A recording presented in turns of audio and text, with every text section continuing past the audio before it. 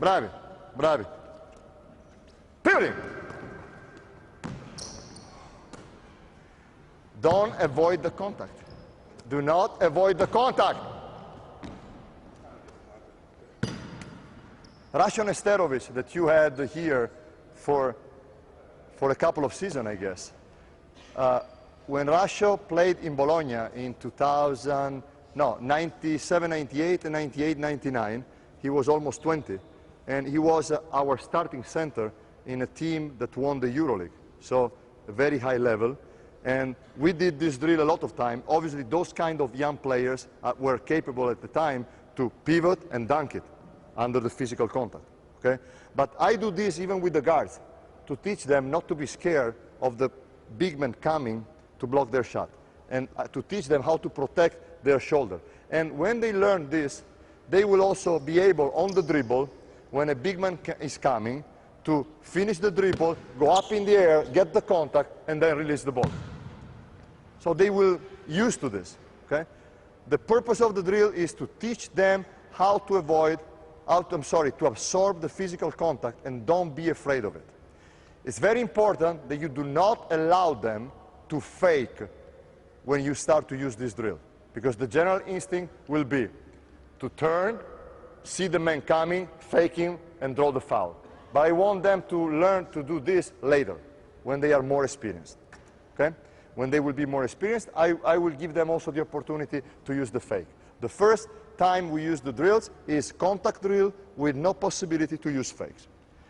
So our young player, hopefully, has already an idea of how to finish a fast break situation. Second, he is slowly learning, how not to be afraid of physical contact. Now, the third thing that we hope he can do, and now can you both help me and you rest a little bit? Thank you. Is how to work in a situation of offensive rebound, okay? I'll show you the drill first, and then I'll talk over it. So can you stay here under the basket? Here, okay? Now, you throw the ball up on the glass. You toss the ball on the glass here and come down. So you catch it, boom, right, do it, boom, and catch it. Very good. Your job is this. As soon as he touches the floor, okay, so you don't step under, but as soon as he touches the floor, you are right here pushing him with your body. Do you understand what I mean? Okay? Go. Let's go. Come on. Push him! Push him! No. High, stronger. Come on. No! That's it. Excellent. Again. That's it. Okay. Now, this is the first level of the drill, okay? Now, please, you stay under the basket here. No, face to me. Very good. Now, you throw the ball here, but you throw the ball there in order to rebound on that side. You understand what I mean? So you have to go from here to catch the ball. And again, as soon as he's catching it, you push him with your body. You understand what I mean? Ready? Go. Items! Got it! Okay, that's exactly the situation I want to reproduce. You saw what happened, and you see this with your young player thousands of times. He goes for the board, he jumps, he comes down. At the moment of the shot, somebody bumps him, and the ball goes up in the air to the other side. And everybody on the bench is, ah! And the guards will go back on defense and, what an idiot I have. Is it true or not? It's like this when they are 30 years old. You can imagine when they are 14 or 15. It's exactly the same. So we are trying to avoid this, okay? So the point of emphasis are very simple. You tell your kid, you might catch a rebound, please, in a situation where you can't shoot. So first of all, let me do it, please. So first of all, if he's leaning on you, okay, you reestablish your cylinder going into him.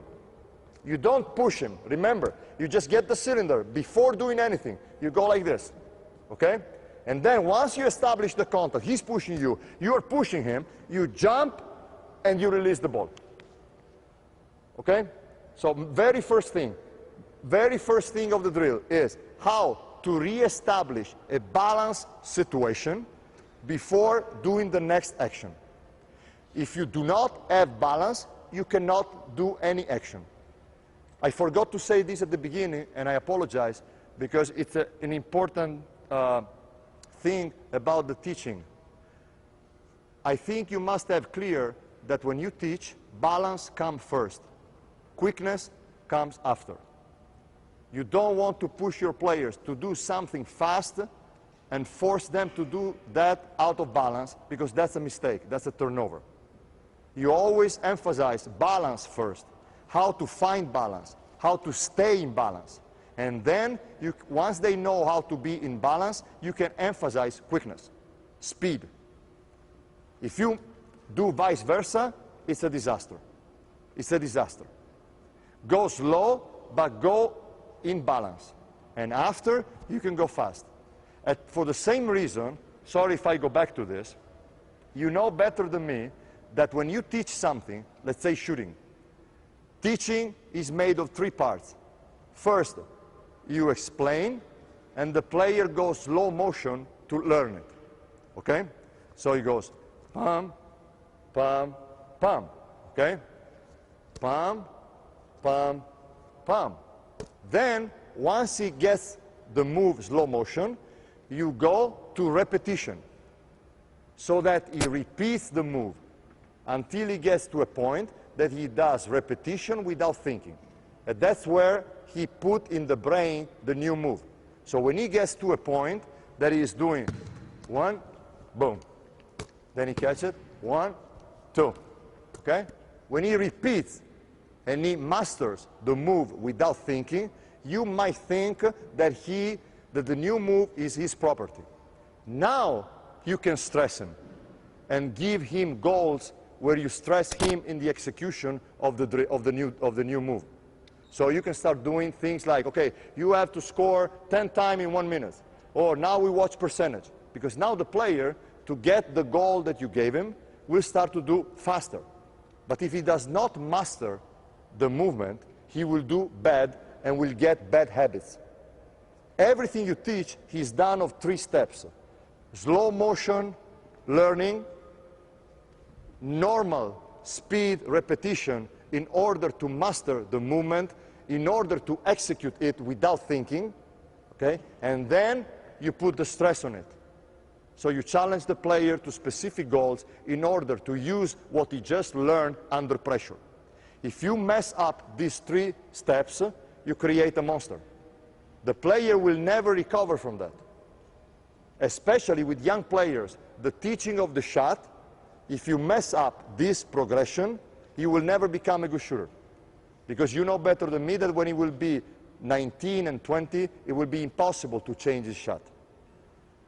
And most of the mistakes happen because teachers go too fast in the teaching, and they do not respect these 3 steps.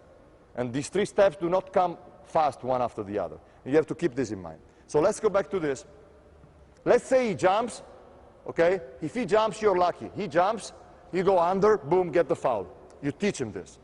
But even if he does not jump, you just use the fake to set your feet without obviously traveling, but most of the time you are like this, you see? Just fake him, set your feet, boom, now you can shoot. Don't shoot if you are off balance, okay? So let's work on it, come on. Ready? Go, hey, push him! Excellent, not bad, not bad, not bad, not bad, one more time, come on, one more time, one more time. No, no, no, that's not the same thing. I would like you to get the contact when he touches the floor. You understand what I mean? So as soon as he, boom, he has you on him, okay? That's the difficulty for him. Come on. No! Good, good, good! Excellent.